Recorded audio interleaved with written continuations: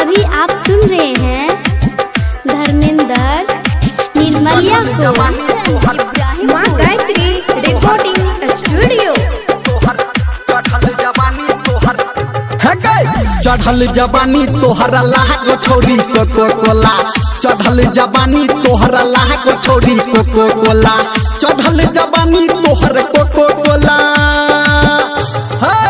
एना नहीं हो हमारा देखा के छोरी मोहन डोला, चढ़ल जवानी तोहरा लाग छोरी कोको कोला, चढ़ल जवानी तोहरा लाग छोरी कोको कोला।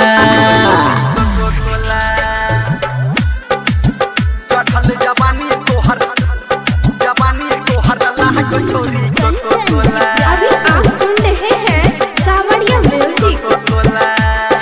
गरमी में सबके तू को देबही ठंडा, तोरा ऐ जवानी के खुल जेतो भंडा। गरमी में सबके तू को देबही ठंडा, तोरा ऐ जवानी के खुल जेतो भंडा। एना नहीं जवानी लगे घूम छोरी टोला टोला, चढ़ल जवानी तोहर भेल छोरी कोको कोला, चढ़ल जवानी तोहर लाग छोरी कोको कोला। चढ़ल जवानी तोहर लाग छोरी कोको कोला।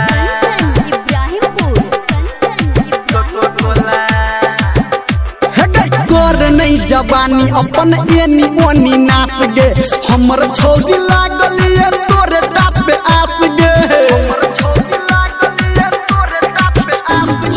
कर नहीं जवानी अपन एनी ओनी नाच गे, हमर छोरी लागल ये तोरे टापे आस गे। कहो धर्मेंद्र जान कहियो तो हमारा बोला, कहे छो संजय गौतम कहियो तो हमारा बोला, राइटर सोना तू के बोला बोला। चढ़ल जवानी तोहर लाग छोरी कोको कोला, चढ़ल जवानी तोहर लाग छोरी कोको कोला, चढ़ल जवानी तोहर लाग छोरी कोको कोला।